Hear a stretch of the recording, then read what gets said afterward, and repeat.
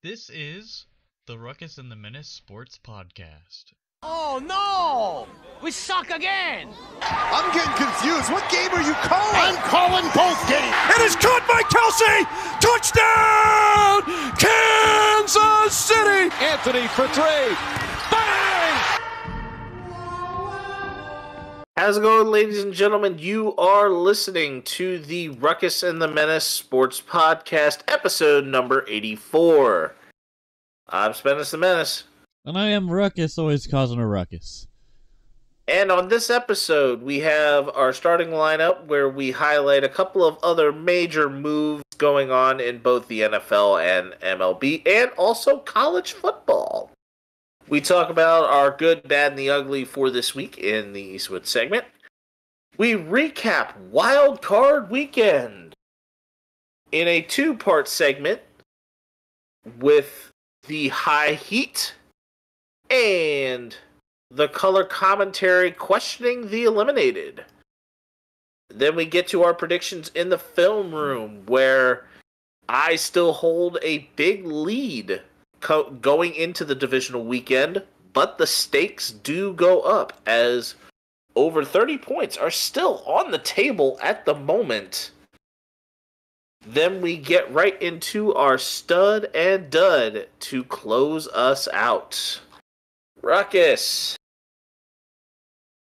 shall we get right into it? Yes, sir. Let's do it. All right, so kind of the first major things we have going on, kind of very minor things on the baseball movement in the hot stove. You want me to go ahead and yeah, that's what I was. That's what I was that's where I was segueing you to. All right. So, former gunslinger. Well, I don't know if you would call him a gunslinger, but the man can throw a mean fastball that used to play for the. It would be a flamethrower in this case. So the flamethrower Jordan Hicks, that was a former Cardinal, now a San Francisco Giant, signs a 4-year, $44 million deal. I did not see this coming, but it was an interesting one. And then another one I did not see coming. But there's a kicker to that Jordan Hicks deal that you have not mentioned. He had previously been throwing as a bullpen arm. He is going to the Giants as a starter. What? Yep. It's not because he's a bullpen arm. They're turning him into a starter. Well, that's cool. He does have experience starting, and the Reds do have a flamethrower very much like this in Hunter Green. So it has been shown that it can be done. Yep, that's an interesting one there, my friend. So, yeah, I didn't even think of that. I was thinking more he would just be a really valuable reliever, because that's what I've known him for, at least. He also, I think, played at one point with a minor league deal with the Orioles, but that's besides the point. I think I don't know if he actually did or not, but I think he might have also been a former Blue Jay. Yeah. And then Marcus Stroman signs a 2-year, $37 million deal with the Yankees. I kind of saw this coming, but at the same time, I heard rumors that he was also trying to sign with the Royals, but I don't know if the Royals were planning on giving him this much money, but he decides to sign with the Yankees for 2 years, $37 million. Boom! And then there was one move that was not in there that I had told you about earlier, and that is that another Japanese import is coming into the States. Known as the pitching philosopher in Japan, Shota Imanaga is now a member of the Chicago Cubs. Oh yeah, I forgot to put that in there. A 4-year, $53 million contract. Granted, as a 30-year-old arm, I think this makes it very, very intriguing, because we've had this new wave of just Japanese players, but not just Japanese pitching has kind of like major big names in Japanese pitching have come into the major leagues over the last couple of years. Granted that historically it has been the case where you have guys like, I believe, Hideo Nomo and some others, but you're hitting what are now known as modern day huge names. Yoshinobu Yamamoto, Shohei Ohtani, and now Shota Imanaga. I think we could see another big wave of... actually, even Kodai Senga. Forgot about that name. Like, bigger Japanese names in the modern day game are coming over to the U.S., especially on the pitching front, which is... Dude, also, speaking of international or just, like, around the globe players, another one of Vladimir Guerrero Sr.'s sons signed with the Mets in an international signing recently, too. Did you hear about that? Nice. I didn't hear about that one, but we've always known that Vlad Jr. was a thing. But what do we know about this other son? Is he kind of very much an outfielder like his dad? Does he have the strike zone from his nose to his toes? All right, so his name is Vladdy Miguel Guerrero. He is a half-brother of the Blue Jays All-Star first baseman Vladimir Guerrero Jr. and the Sun Hall of Famer Vladimir Guerrero Sr. agreed to a $117,000 signing bonus to join the Mets, making him a member of a vaunted signing class that includes MLB Pipeline's number 6 international prospect Giovanni Rodriguez and more, according to MLB.com.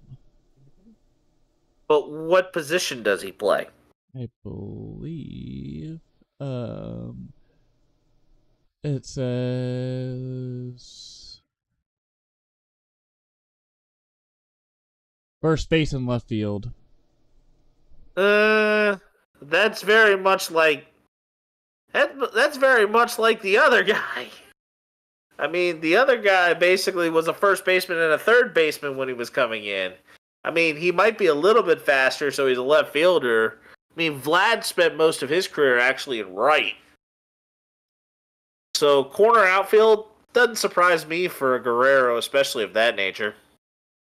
Especially if he's related to Vlad. As long as he's got a cannon for an arm, that's the important part about being in the outfield. Yep, and an iconic Guerrero, for sure. Alright, Spenace, I was going to leave you to the coaches for this week. Alright, so this is going to be the NFL. Well, I'm going to start with the NFL here. Go for because we have some major things as Bill Belichick has resigned as the Patriots GM and head coach. Hiring did not take very long as Gerard Mayo became the new head coach of the Patriots rather quickly because a succession line was in place. Another mid-30s linebacker, kind of very much like in the mold of a D'Amico Ryans. It feels very good that the Patriots were able to kind of keep someone who has a little bit of a Patriot way tie. But speaking of the Patriot way, in another sense, Mike Vrabel, another former Patriot in his own right, was fired as the head coach of the Tennessee Titans. So, coaching vacancies were now up to as large as 8 last week. Now it's only at 7. But a few of those head coaching vacancies are going through and having a lot of overlapping interviews. The LA Chargers were the first to get to Jim Harbaugh. A lot of guys are going after Ben Johnson and Aaron Glenn and Bobby Slowick. So some of those teams are still in the playoffs. So this process may not be swift. So we will see a good amount of head coaching vacancies kind of still hang around at least through February. I wouldn't be surprised if you see all the head coaching vacancies done by about mid-March. But one of the teams who may have their next head coach already in the room right now is the Las Vegas Raiders, as the front runner is looking to be Antonio Pierce. Shocker! This should have been a no-brainer. Oh, that was just my sarcasm. Antonio, I mean, you were saying that as in sarcasm, but I'm in that sense of this should have been a no-brainer from the last time they were in this situation. And I believe it looks like the Las Vegas Raiders are going to try and not fumble the bag again, as the Washington Commanders at one point in time were infamous for doing. I wonder if Belichick gets to be the head coach of the Raiders and then does as bad of a job as Josh McDaniels did. I wouldn't be surprised if he went there and resigned within a day. If you don't know that, look up your history on Bill Belichick, especially involving the New York Jets. Well, if they call it the Las Vegas Jets, then they'll probably say, I'm sorry, but I'm out. No. I was talking like Bill Belichick, how he ended up in the Patriots job in the first place was that he resigned as the Jets head coach after one day. I know. But in speaking of the Commanders, let's get to our Eastwood segment, the good, the bad, and the ugly.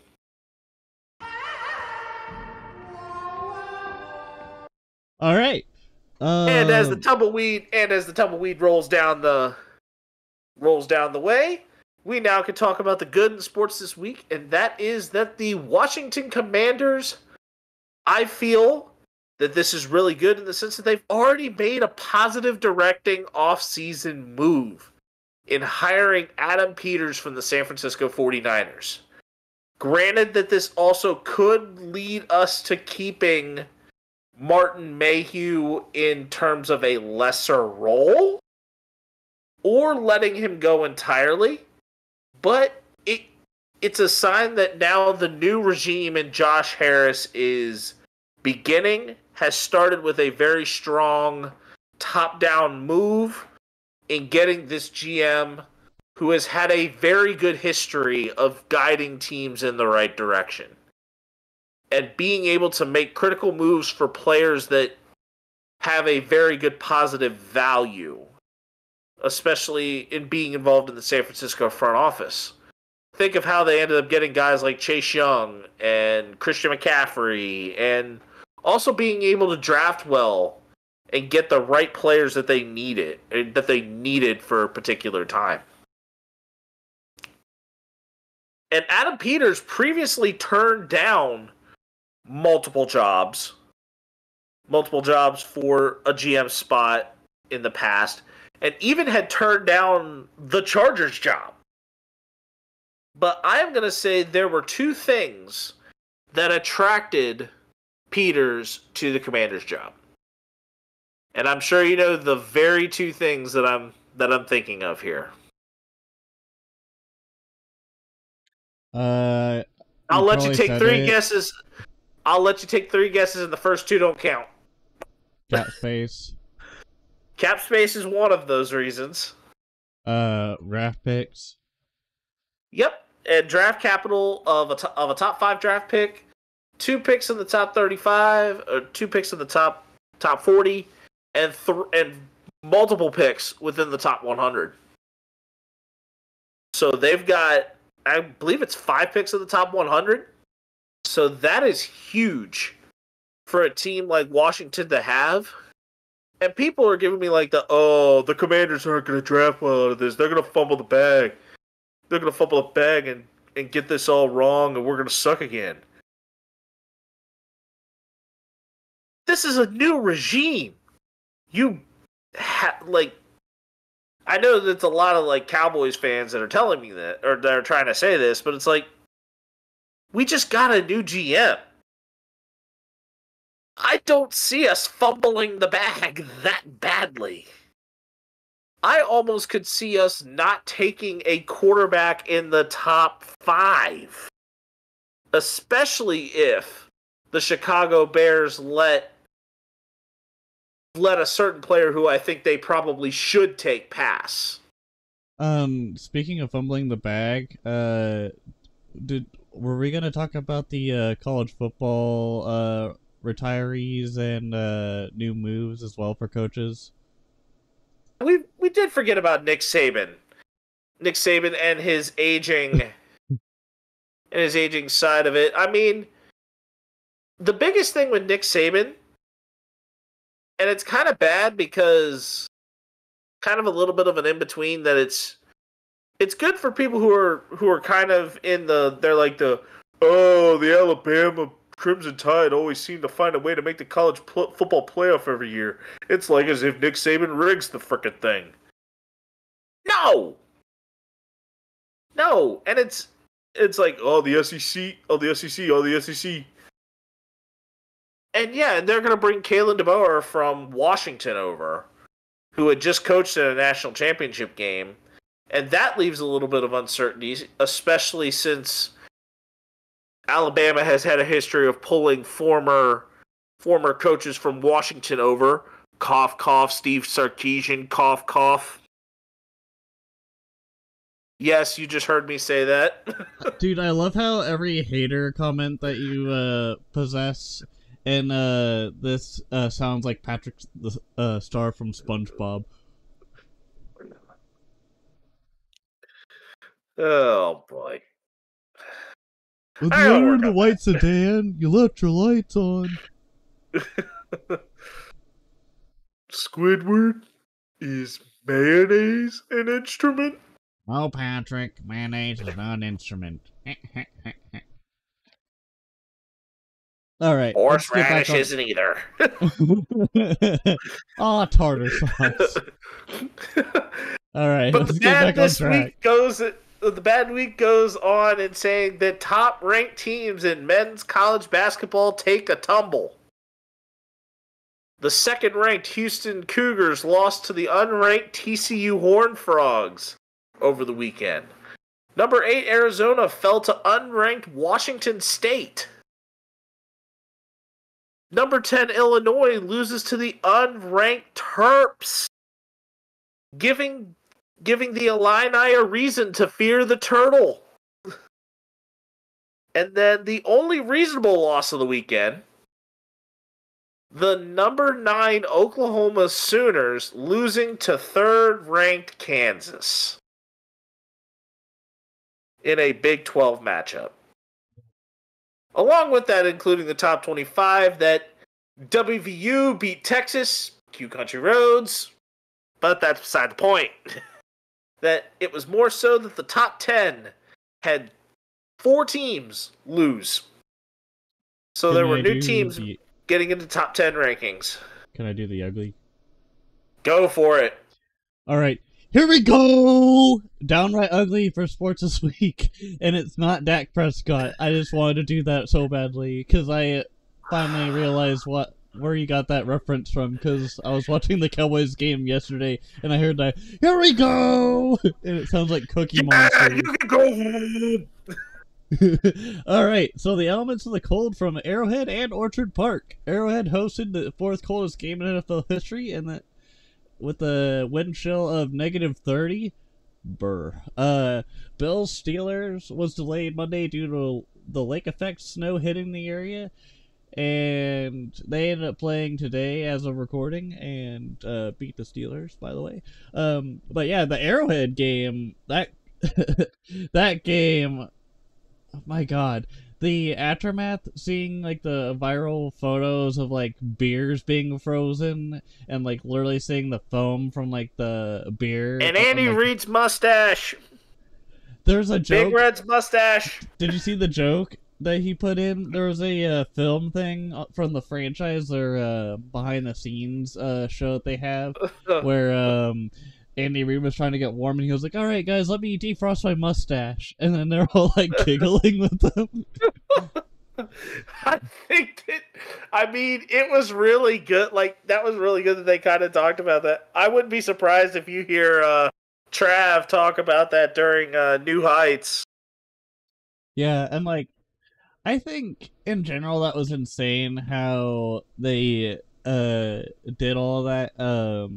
I saw a video where Travis Kelce was warming up and his head was steaming from all the sweat that was pouring off of him. I was like, damn! Like, my man's got like a smoke machine or something better than his ski mask. But yeah, crazy stuff.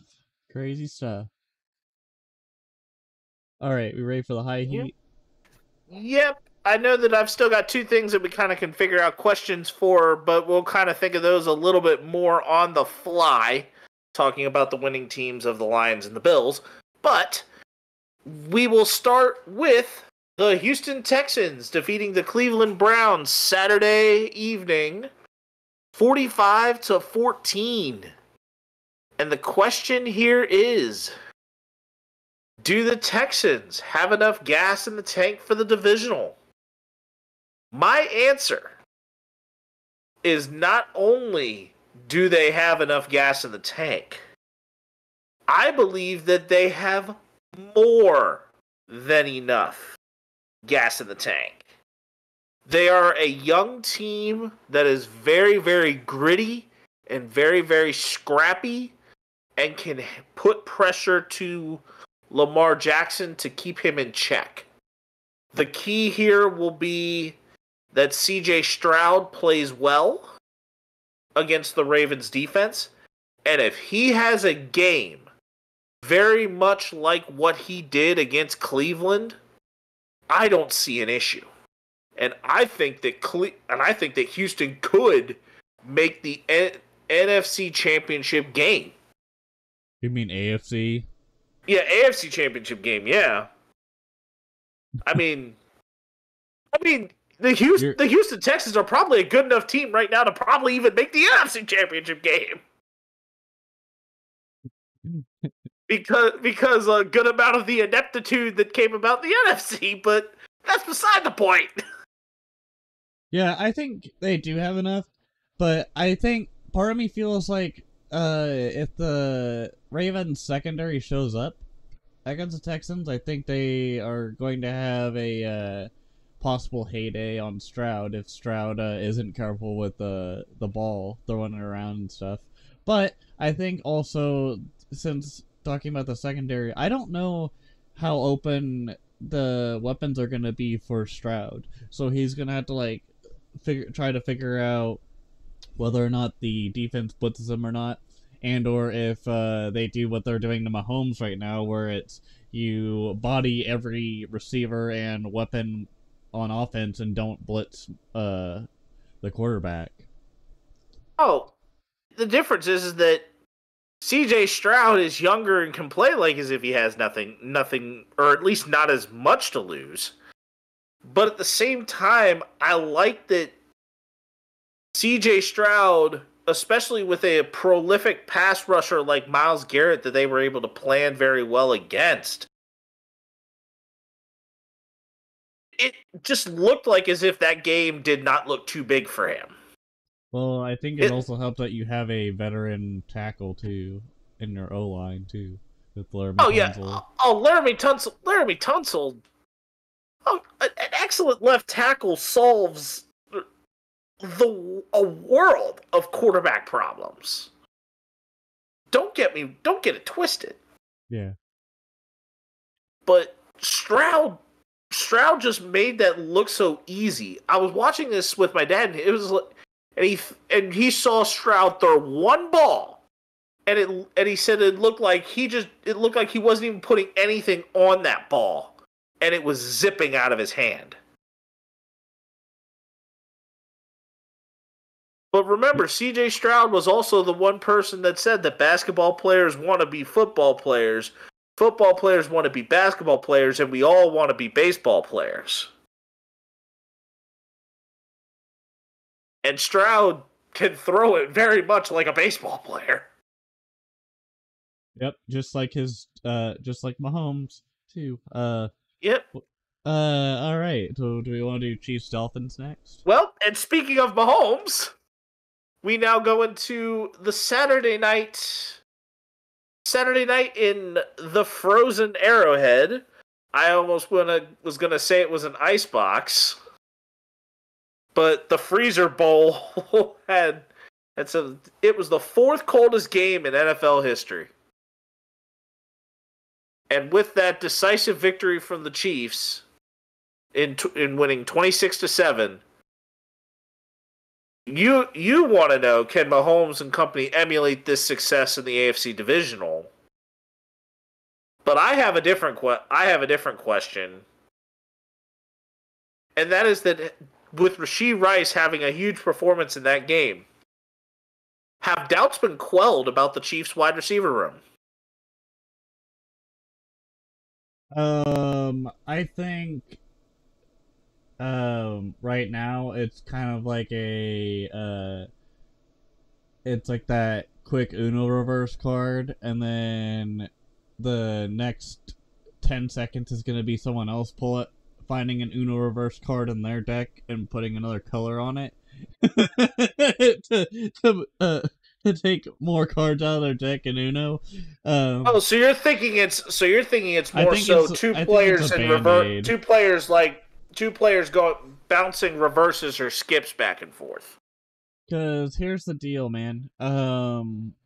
Rashee Rice, he's probably one of the better rookies that we've had out of this rookie class as a second-round draft pick. And he has shown why he's valuable, whereas we had a rookie that we drafted in the second round last year in Sky Moore that has been spotty at best, and we thought, oh, he just needs to develop more, this and that, and whatever, and he has taken a step back offensively and not really understanding how the playbook works currently, and it's kind of hurting his value as a wide receiver in the wide receiver room for the Chiefs. You also have MVS, who has been a veteran in the NFL for a while. He played for Green Bay, and now he's playing for the Chiefs Aaron in his Rodgers. second year. Yeah, and on his second year, he is regressed heavily in the regular season. And mind you, he caught one catch that was a little tiny catch, but we are trying to use him like a slot wide receiver, which is probably not one of his biggest strengths at all. But yeah, like that, and then like a couple other rookies, like Justin Ross, he's been under the radar as far as like when we first got him, he had all these injury problems, like back stuff, leg troubles. He went on injured reserve last year because he had like a sudden knee injury that kept him out for a while, and then came back this season and made the roster, but then off the field issues kind of sidelined him for a while because the NFL even put him on the commissioner's exempt list because of some off the field issues. Just all around that, and then just injuries around our room, like with Sky Moore, for example, not great. And then Richie James was also on the IR for a little bit there too, and he's been doing all right, but he hasn't really had much time around with the guys. And like there's many others, like we just got McCall Hartman back recently too, and we got him from a trade back from with the Jets because the Jets just didn't see him as a producer for them on their wide receiver room. He's just not that guy. He's an RPO guy. He's a special teams guy that can help you try to get the long yardage plays with the runs rather than running to catch the ball like a slot man. So I think the doubts of the wide receiver room are still there. It's just more of like a small little band-aid Kind of like when like an airline puts duct tape on like a engine and is like, "Yep, that's good to go." Slaps it and then just like gives it a little love tap and is like, "All right, now you go." I don't think it's gonna stop the doubt until the off season happens and we fix the little things with it. I am going to say But this. Rice has done a very good job. I will give Rice that. Rice is a reliable source for good catching for Patrick Mahomes to go to. Even Kelsey, who may have been joining State Farm commercials, probably could have used a little bit more Allstate. No, you're doing it wrong. It's Kelsey how much you can save by bundling home and auto, okay? Doing it wrong. Soiled it. No, I'm just kidding. No, I am because Kelsey could have used a few more good hands. He was too busy doing two things at once. Multitasking's a myth. Also, Donna kind of was right about the thing that didn't make any sense at the end of that commercial, the Pfizer one, where he was talking about two things at once with the Super Bowl rings, and she's like, that doesn't make any sense. He was like, Mom! But I think that more Kansas City Chiefs receivers actually need to go with the All-State and have good hands, so that Mahomes could be in good hands. Tony, sorry, I had a throwing the football. Kadarius Toney. He's more of a joker in the negative aspect of it. I was going to go there. You just kind of uttered it for me. You're welcome, because the Kadarius Toney sucks. Sorry, damn, I have a really bad cold right now. It just came out of nowhere. All right, go on, Spenace. But I think that I feel like the Chiefs also need kind of to look at a variety of wide receivers that they could use to fill different voids and different ranges for Mahomes, especially because Matt Nagy knows a type of playbook that Bieniemy could run. He knows the system. I just think that the wide receiver room probably could use some rotating in and rotating out. Get rid of the bad eggs and replace them with some good ones. Kind of. But do not do anything with Rashee Rice. Do not do anything. Or MVS could be a good bargain piece, but I think they could let him walk. Especially because they compress in the junkyard like Tony. Especially because they don't use him. Kadarius Toney, nah. I will just leave the rest for you guys to finish because that's just a little bit redundant for me here. But I think that the hard part is that the Chiefs are going to go on the road, into the cold, possibly with some lake effect things going on in Buffalo. Who knows? Hold my beer. But I think that I'm not going to break a folding table at Bill's Mafia. Just hold my beer. Yeah. Oh, but the Bills are also white hot. They're white hot right now. So you are facing probably the hottest team remaining in the playoffs, with the exception of the Green Bay Packers. And on the road, in a very cold area. Unless Pacheco runs a little extra angry and turns those steps even more into the Incredible Hulk, unfortunately, these Chiefs are going to feel very much more like Bruce Banner and kind of crash back down to earth. But we'll see what I think in the prediction of it here a little bit later. Okay, here we go.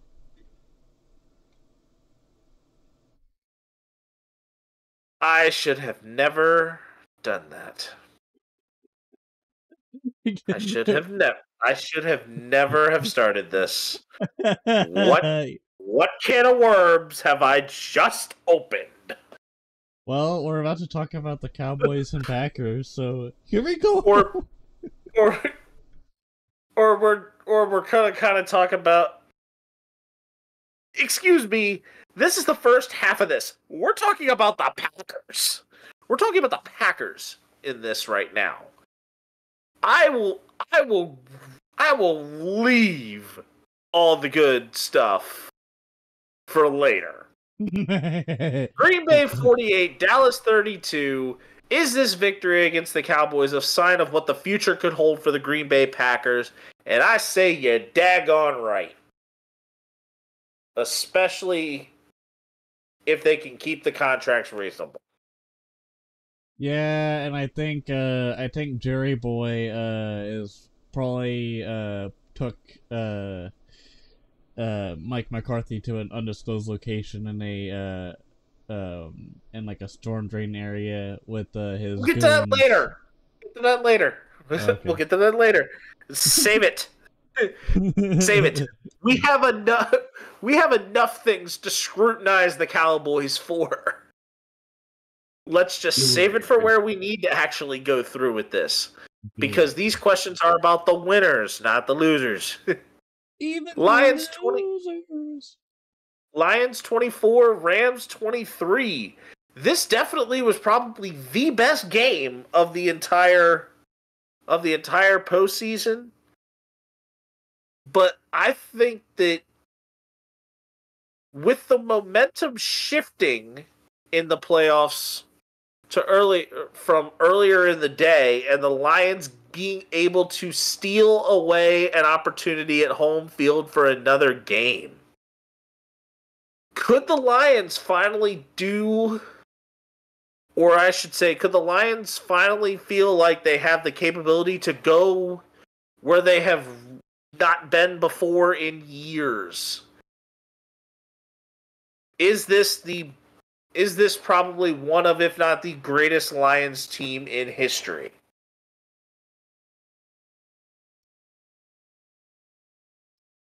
Is kind of the question. I think it's one of the greater teams that we've seen in a while since Stafford actually played with them, with Calvin Johnson. But Okay. definitely for sure way better than even those teams. The last time the Lions made the NFC Championship game was also the last time the Washington Commanders won a Super Bowl. I was in diapers. I was probably barely walking, or probably barely crawling. Actually, I probably would have been barely walk. I probably would have been just walking at that point, because I would have been kind of approaching my toddling years. Sucking on your thumb. No, actually, I didn't. I was not the sibling that had that. I thought you were going to say no. I still do that to this day. Nope, that's beside the point. But meaning that the Detroit Lions last played the Washington Commanders in that championship game in the 1991-92 season.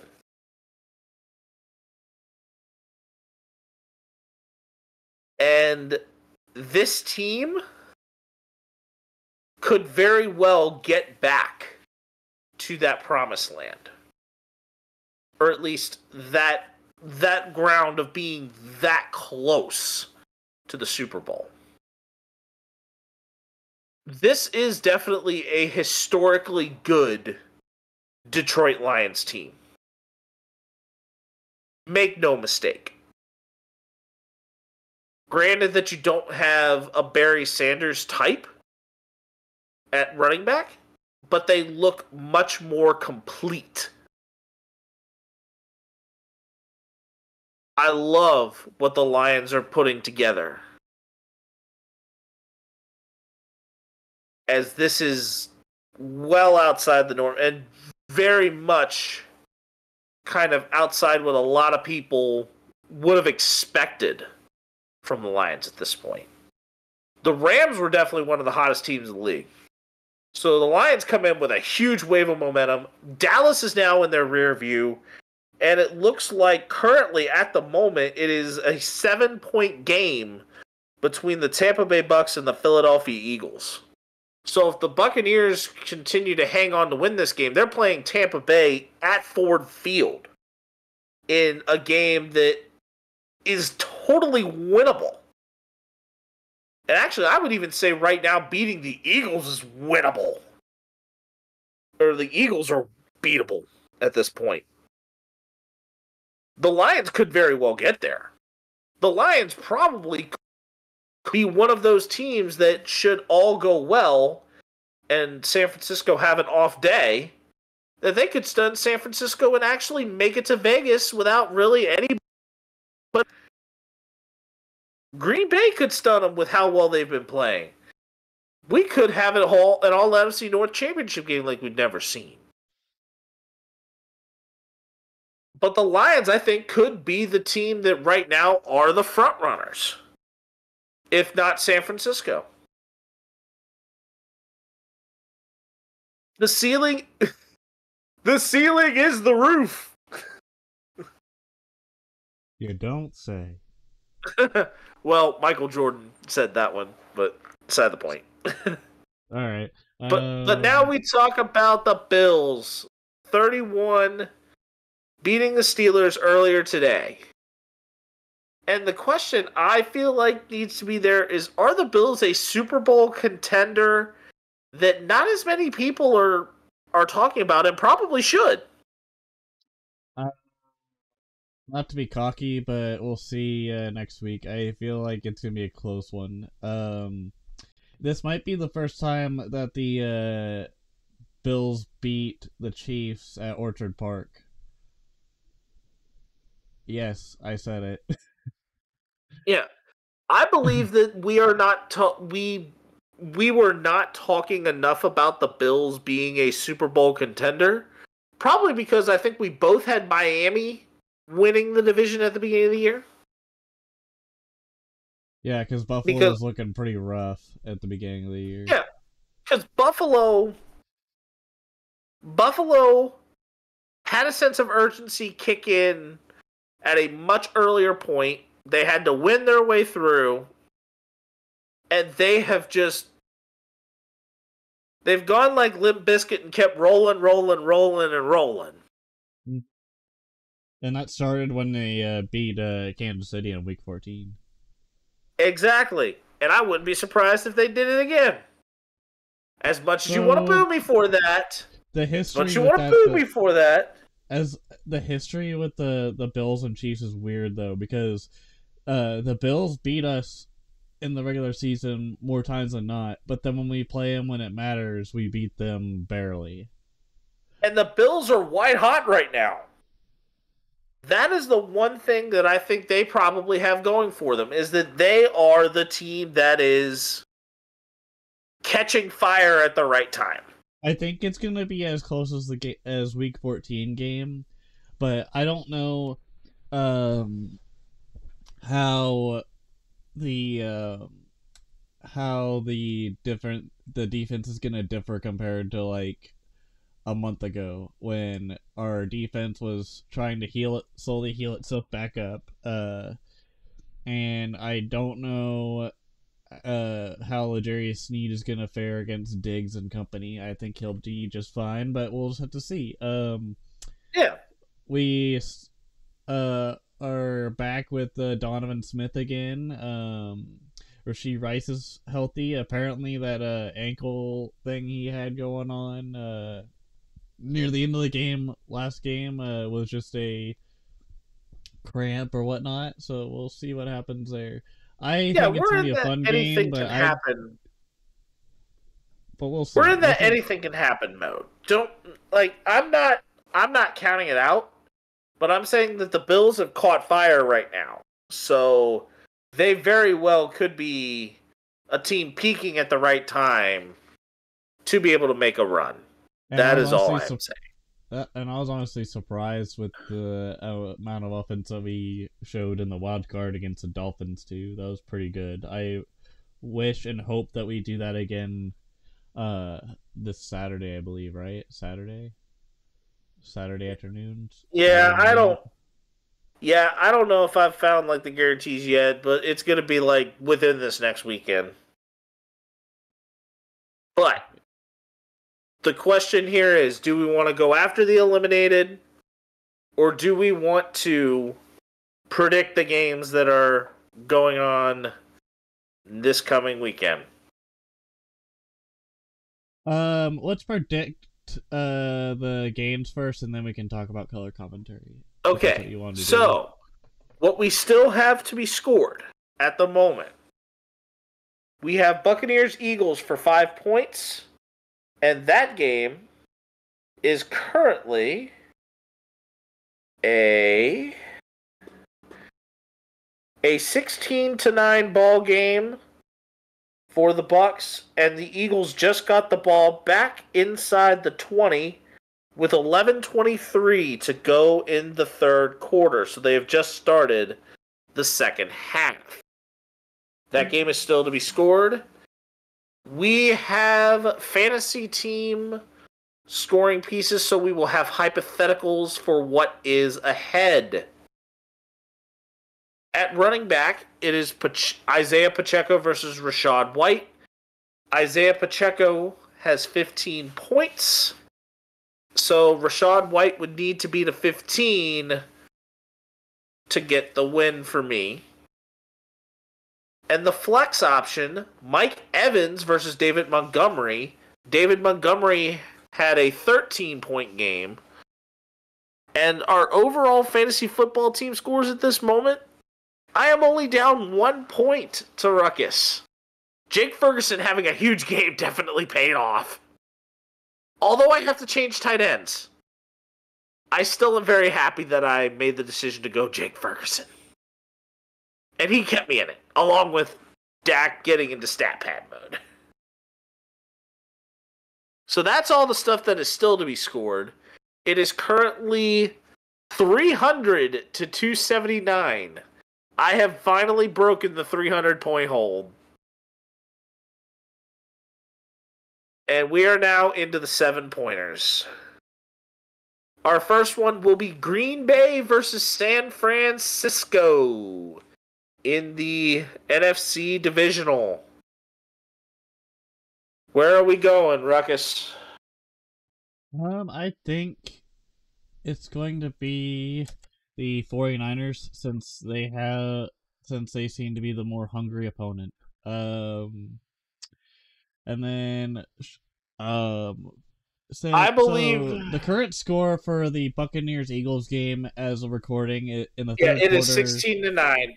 16-9. I just mentioned all that. Okay, I think I believe in both situations, I am taking the Lions. I am going to take the Lions and not waver.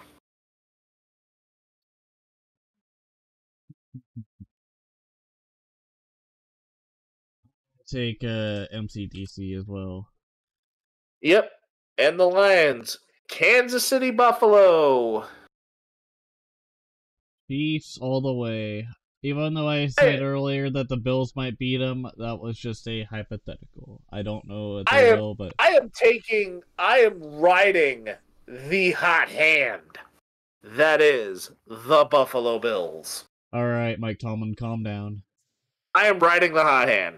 And I also am going to be riding the hot hand of Coleridge Bernard Stroud IV, as I think the Texans are going to stun the Ravens.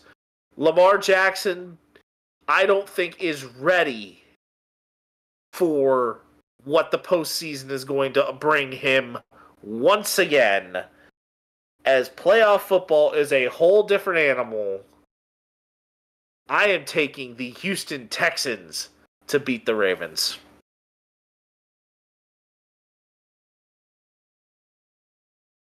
All right, and then I'm taking the Ravens to beat the Texans because I have a feeling the Ravens are gonna have an edge at home, and their secondary is pretty damn good. Yes, And Lamar Jackson is not really a quarterback and more of a running back, but we'll see. all right, so Ruckus had more players double for next week. However, we have some changes to make in our fantasy team playoff challenge lineups. If they advance in the round, they get +1 to their score, +1 on the multiplier to their score. So any one of them that have a 2 next to them, should the teams advance to their conference championship, that 2 becomes a 3. Otherwise, it'll go back down to 1. Any team with a 1 that advances up to this point gets a 2. I had to make multiple changes. And at quarterback, I am changing from Dak Prescott, who got eliminated, to Jared Goff. He went to Jared. If Rachaad White and the Tampa Bay Buccaneers get eliminated, at running back, I have a hypothetical change of Christian McCaffrey. If Rachaad White and the Buccaneers win, I will keep White for double the points. Ruckus and I both had a doubled wide receiver, but we both also had a receiver get eliminated. Ruckus, who is your single multiplier wide receiver? Gabe Davis or the Buffalo Bills? My single multiplier receiver will be Deebo Samuel of the San Francisco 49ers. I had to change tight ends. As Jake Ferguson got eliminated, I will be changing to Sam Laporta from Tight End University of Iowa and the Detroit Lions. I almost went George Kittle, Tight End University. But I am taking Sam Laporta. A flex, do you have a hypothetical name that you are putting in for the change? A flex? Oh, for Mike Evans? That'll be Dalton Kincaid. Alright, so you have Dalton Kincaid. You know what'd be really crappy about that is if the Bills get eliminated and then I had to change that a third time. Well, you may not have to change it for a first time. For a first time. Either. Oh, you jinxed it, Spenace. How could you? Well, that just would depend. That's just terrible, Ernie. Just terrible. I had to change kickers, and I had to change defenses. I'm going with Jake Moody of the 49ers and the 49ers defense. So that will be our film room scoring. And now we move on to the color commentary for all of the others, minus the Eagles-Bucks game. We will probably continue these questioning the eliminated throughout the rest of it, with the exception of the Super Bowl. With the exception of the Super Bowl week. And this will start with questioning the eliminated. And the first team we will be talking about is the Cleveland Browns. With quarterbacks on expiring contracts and on the mend, who do the Browns hang on to and who do they let walk at the quarterback position? They played 4 total quarterbacks throughout the year. Wasn't Brissett one of them? Or wait, no, he played for the Commanders, didn't he? No, Jacoby Brissett was a Washington Commander.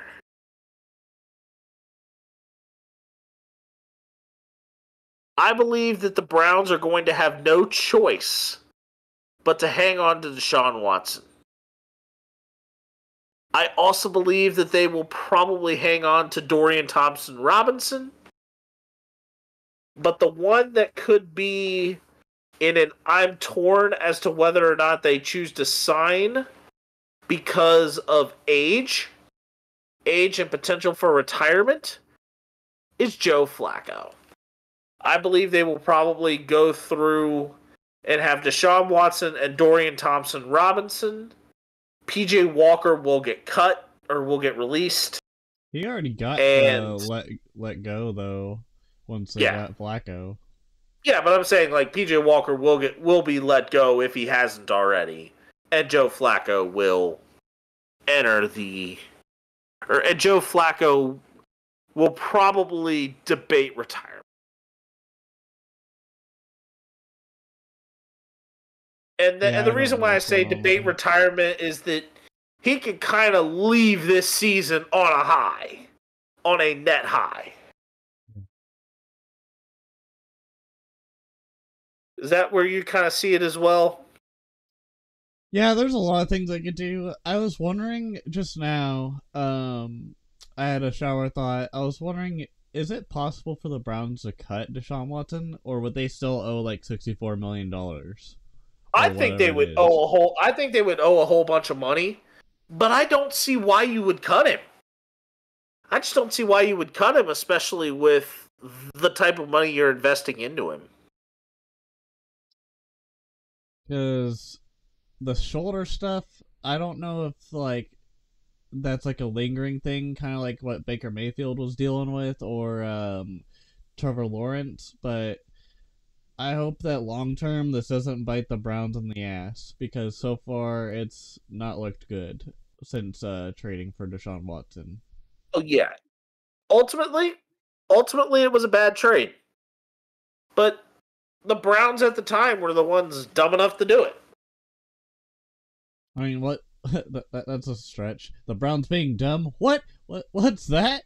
I didn't say they were dumb. I just said they were dumb enough. They're not from Texas. I just said dumb enough. There was the enough was the qualifier. Was the qualifier in the statement. What am I, Patrick? Stupid? No, I'm Texas. What's the difference? Alright, Dolphins. Okay, so the question here is, how do the Dolphins go younger without sacrificing too much of the good value they currently have? Raheem Mostert at 31. And then you have all those defensive players that they had to sign in free agency to cover voids from injuries that were kind of sustained throughout the late stretch of the season. And especially even with people questioning whether or not Tua is the right quarterback for the Dolphins of the future. So where do the Dolphins go? Where do kind of the Dolphins go from here? Do they just kind of let some players rehab and see how rehab goes before making a move? Or I think if you're the Dolphins, you kind of trim some of the fat from the defense. As far as young and old, like Byron Jones, for example, hasn't really played much, and he signed a big contract a couple years ago to play in Miami. Jalen Ramsey's been alright, but I don't know if he's being extended by the Dolphins, but he's been kind of mid. And then, like, you had Phillips, which Phillips has been alright. I feel like you probably give Chubb more of a lesser role and try to draft someone early in the NFL draft as like a defensive or like man. You kind of manage Bradley Chubb's load a little bit more, and kind of said that the Dolphins maybe in the first round will go and look for a linebacker. Yeah, and then like also I think as far as the whole Tua situation, I'm thinking it might lean towards what the Patriots have done, where they transition quarterbacks like from Mac Jones to Zappy. But I hope that's not the case. But I mean, they did last year have the whole concussion issue bug going around with Tua, and then translating to Bridgewater, and then translating to Skylar Thompson. So we'll have to see how the luck turns around for the Dolphins when it comes to that. But maybe they also draft someone in the QB class of this draft too to like get a year under as a redshirt and like try and get them some like pointers and make sure they're doing the right things. I really don't know what else. The quarterback class is loaded. It's just a matter of more so kind of seeing if there's a good fit. But I think if you're the Dolphins and you're wanting Tua to be your franchise quarterback, I don't think you go early and draft a quarterback.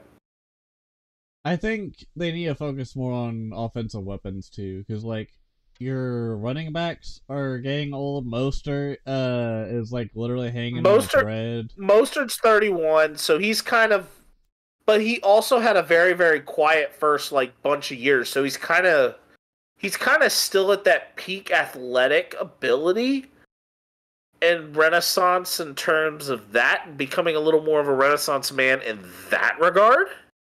But you have Devon Achane, who's now dealt with a major injury. You've got running backs. You've got young wide receivers. I mean, Tyreek Hill's getting up there, but I think he has like a couple more years left in him, but that's about it. Oh yeah. I would say a couple of like max out years. Like where you feel like his quality of play is going to be at a max out. Yeah. For sure, I think they need to get another extra weapon, though, for the wide receivers. I think a third reliable weapon would be great. Kind of outside of a Braxton Berrios or anything of that nature. But the wide receiver class, I believe, in this year's draft does not seem, or at least as far as like the early rounds, doesn't seem extremely deep. But I don't think that the Dolphins should go for a early round wide receiver. I think you could look into the middle rounds and get something that is worthwhile. Yeah. And now I think I am going to skip. I'm going to skip this one and save it for the main event. Because the other two questions are nowhere near as heated. And the question is, do the Rams have the framework laid out for what the future could look like for them, especially on the offensive side of the ball?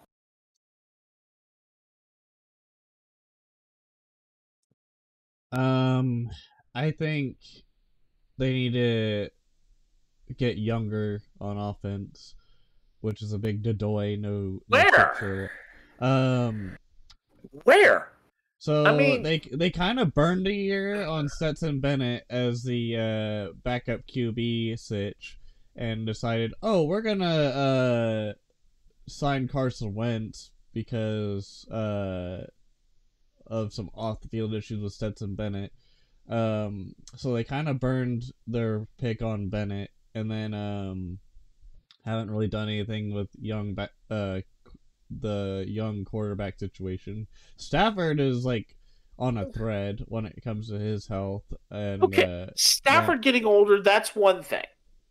Like, you can't. But Matthew Stafford, I believe, if I am not mistaken, he is still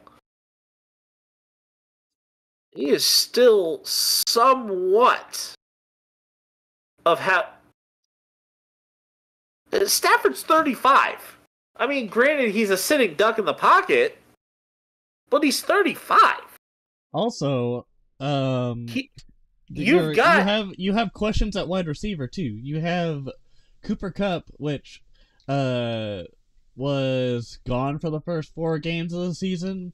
That still had ankle stuff and was kind of limited.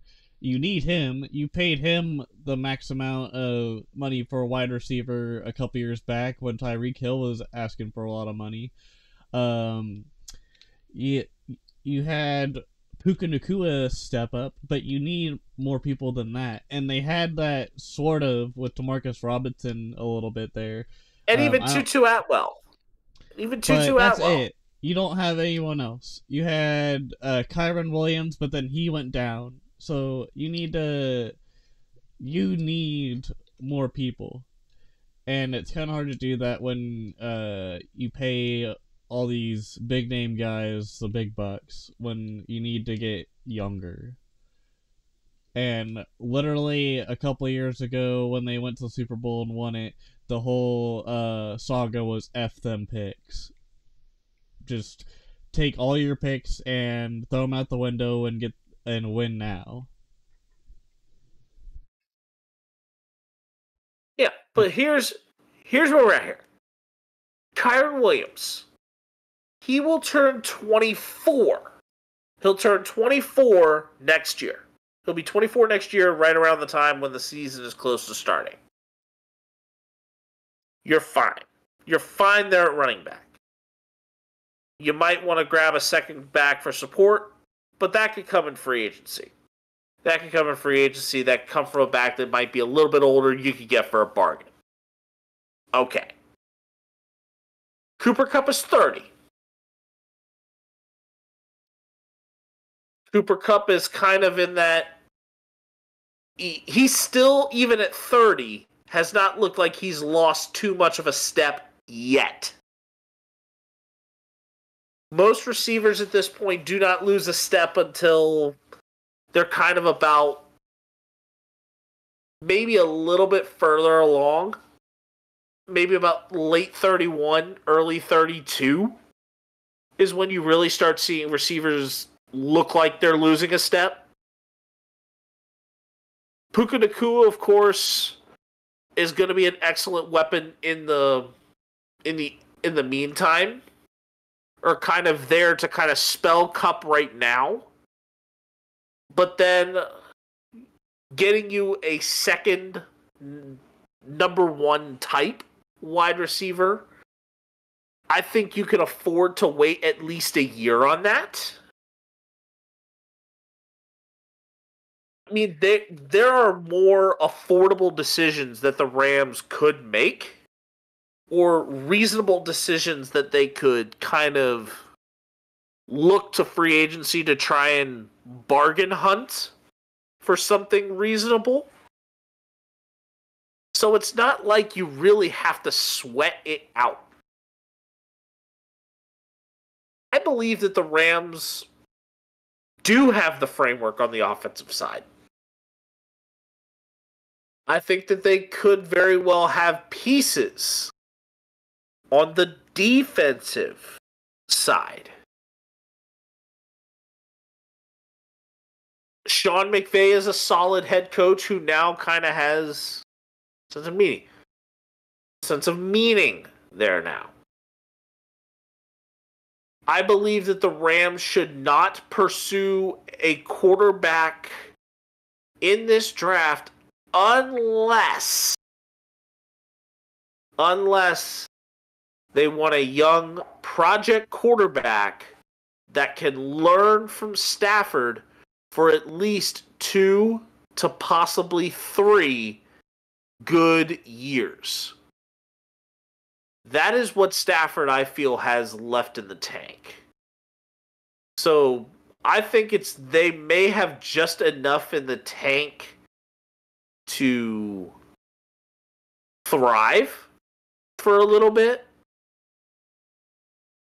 But critical decisions don't necessarily have to 100% be made, but at least be considered in the back of their mind. Yeah. The foundation is solid. You've got Kyron Williams, you got Puka Nakua, and you've got maybe a couple of little defensive weapons. But I think you start looking at potential future moves right now to kind of set your table for where you want to go. So that's why I said the foundation's there. It's like as if the suspension points are built on the bridge. It's just you now have to have the layout of the bridge to go across. So go across to get where you need to go. Yep. All right. Let's move on a little bit now Yep. to the Steelers. Now to the Steelers. Yep. How do the Steelers assure future security, even with uncertain situations at quarterback, especially in the pondering of Pickett, Trubisky, or Rudolph, and speculation even pointing toward an uncertain status of Mike Tomlin as the head coach after walking out of a presser abruptly when a question about his future was discussed? How do the Steelers assure future security? Accountability, number one. Making sure that both sides are on the same page and can get things done day one. Not firing Matt Canada really slowed down their offensive production. I will say taking too long to fire Matt Canada. They fired him eventually, but they took too long in doing it. Took way too long, and that kind of steered the process down on making the offense more consistent. I think nowadays, or now is it's looking a lot better, but it still needs a lot of work down the line, and I think they can get back to where they were before, or sooner rather than later, with the amount of change they've had. It is more of a matter. It's more of a matter of building around what the head coach is bringing to the table. If Mike Tomlin is not coming back, then kind of have it be a little more assessed that Mike Tomlin's gone, and you can then find the head coach you need to then get the quarterback, to then put yourself in the position for the quarterback that you're wanting to have come in there and do things. And then also getting your offensive coordinator. If Mike Tomlin is still there, he's got to assess the offensive coordinator. That is first and foremost. So it's just a matter more so of figuring out where the security is going to be in terms of Mike Tomlin and what you're going to do and what's going to be done with him before you focus on getting an offensive coordinator, getting a quarterback, getting yourself in the position of choosing a quarterback out of either what you got or looking into the draft to try and get one. It's just a matter of secure what you're going to do with Tomlin before making any sort of rash decisions. Yeah, for sure. All right. What are we going to go into the main event now? We are going to bombast now the Dallas Cowboys. We are going to eviscerate them. All right, Spenace. And the questions that we have here is, did the Cowboys get caught underestimating their opponent? What critical moves are needed to be made in Dallas to get beyond the divisional round of the playoffs and win games when they matter? Well, number one, take Mike McCarthy out in the back and take him out. Let him swim with the fishes. Number one. Number two, figure out who the hell is going to be your main QB. I don't think Dak is it. My thought during the game was maybe they try out Trey Lance next season and have him fight for a job on the roster. Maybe he becomes the next like Jordan Love kind of prodigy where he shines and shows his true colors, kind of like how Love has done. I think that could be a thing. They could also just say get and go in the draft and draft a quarterback and then say goodbye to Dak, because I think part of the issue is Dak. For sure. No, Dak's mistakes in that game last night or yesterday afternoon were mistakes that he would have made a year ago. But I am going to say that the biggest setback that ultimately stung the Cowboys against Green Bay, their defense was playing in coverages and coverage schemes that were far and away from the norm of what they do. They basically played coverage that was softer than Charmin toilet paper. They were playing in soft zones.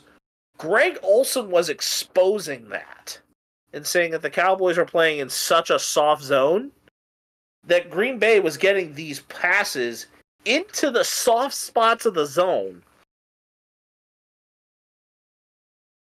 and making the Cowboys pay. They weren't playing man. They were playing man all year at the corners. And then they break away from it from one game, and all of a sudden they get exploited.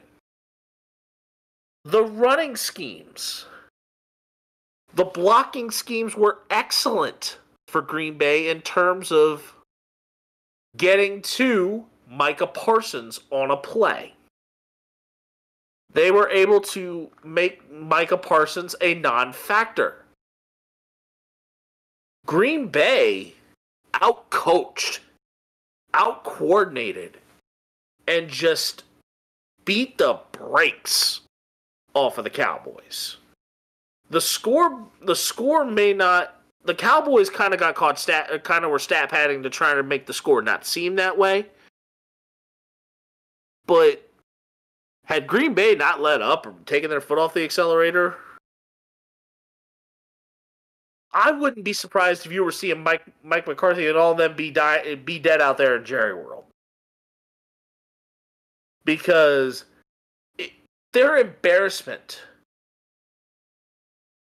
They ran the Cowboys fan base out of Jerry World. They probably even could have ran the actual Cowboys out of Jerry World. Green Bay has owned the Cowboys, especially at home. So this was a complete mismatch waiting to happen, it seemed. And the Cowboys just played like they were what they are what we thought they were. A walking accident waiting to happen. Plain as day. The Cowboys did have sloppiness on offense. As triple slant coverage, guy that he shouldn't have thrown to and was making wrong decisions.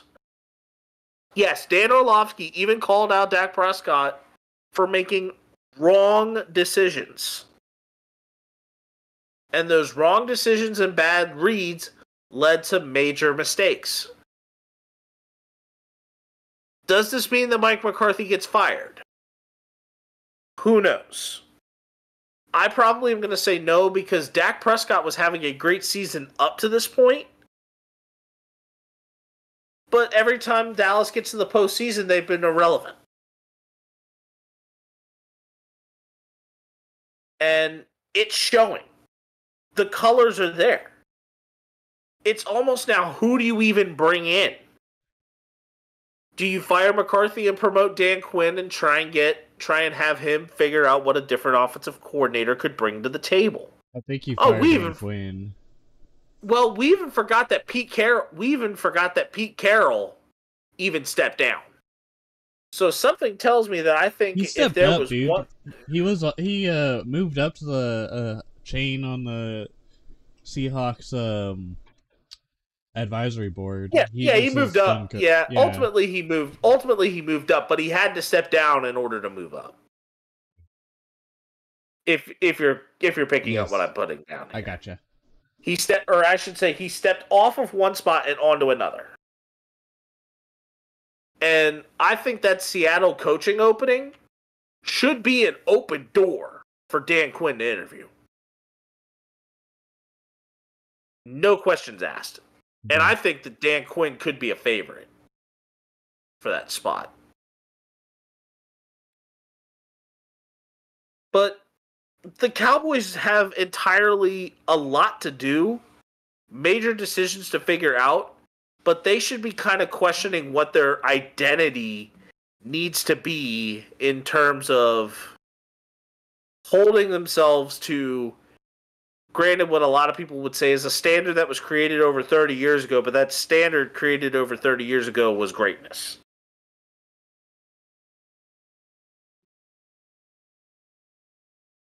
I mean, at the same time, I think the Commanders are now starting to fix the problem. Yeah. The Cowboys are stuck in the problem of they can't get over the hump for things. So they were thinking, oh, it's the Jimmy Johnson thing. Oh, it's this. Oh, it's that. No, sometimes you might need to kind of take yourself and set yourself back about a few years to solve these problems. And I don't think do it at all. And Jerry Jones might be like Sweet Brown when it comes to that. And saying, ain't nobody got time for that.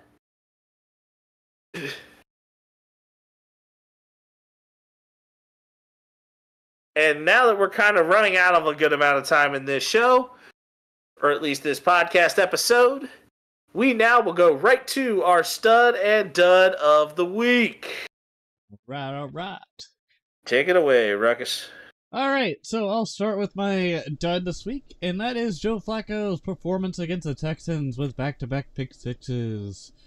And it was just not good. Also, an honorable mention for the dud.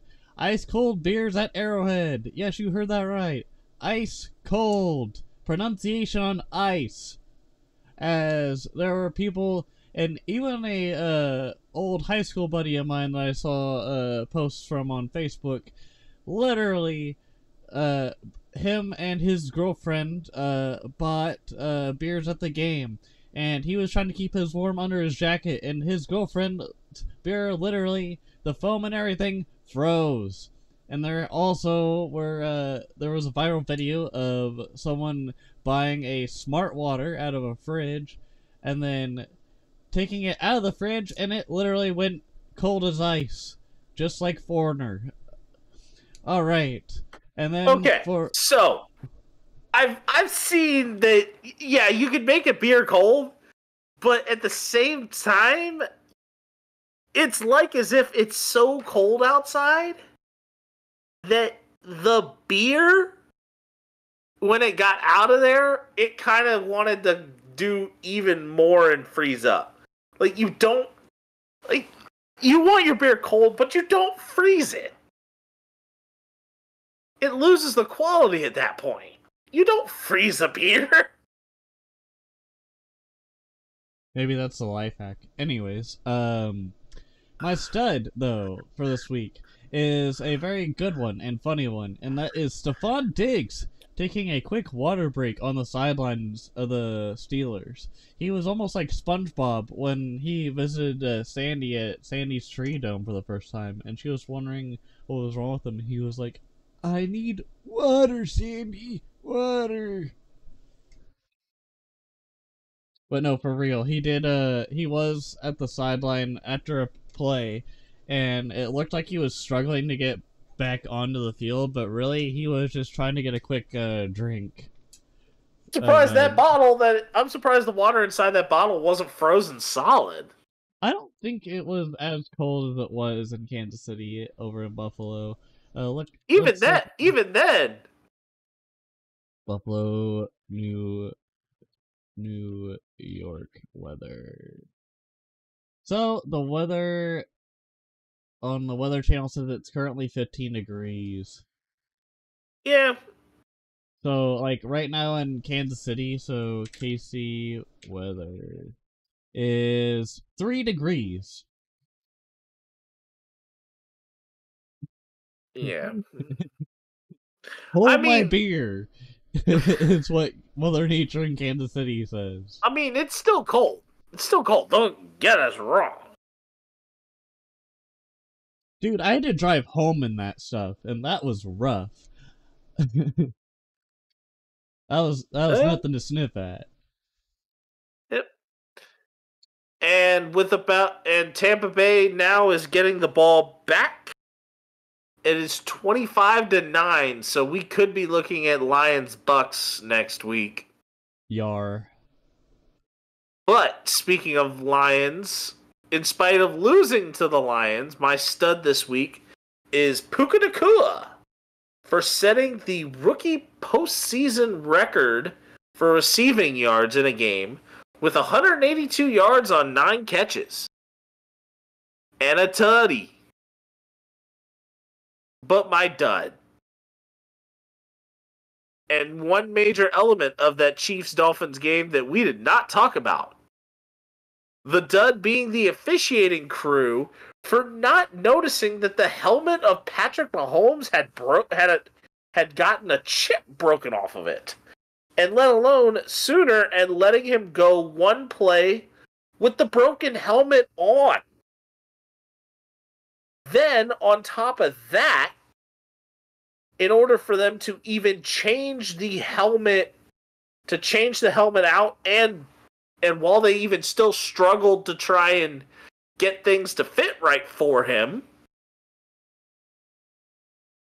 there was no timeout charged, nor was Mahomes forced to come off the field for a play, which is kind of some things that are normally a little more par for the course for things like that, if you want to try and get your best player in there for as long as possible while there's a repair being made. It's like as if,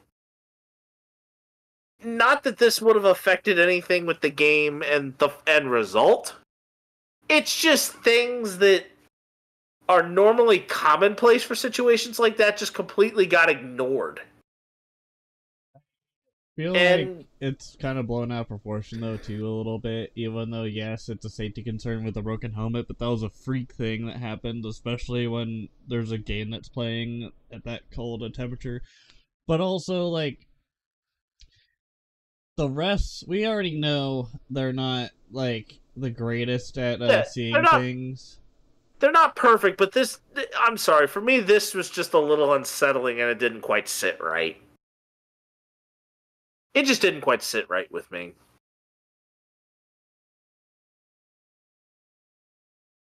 If that's kind of the best way that I really think that I could explain it. Yeah, there's a lot of things that are weird with the NFL that don't sit right with me either. Or just sit right with anybody, for that matter. Yeah. Anyways, are we ready? Yep, go ahead and take us out.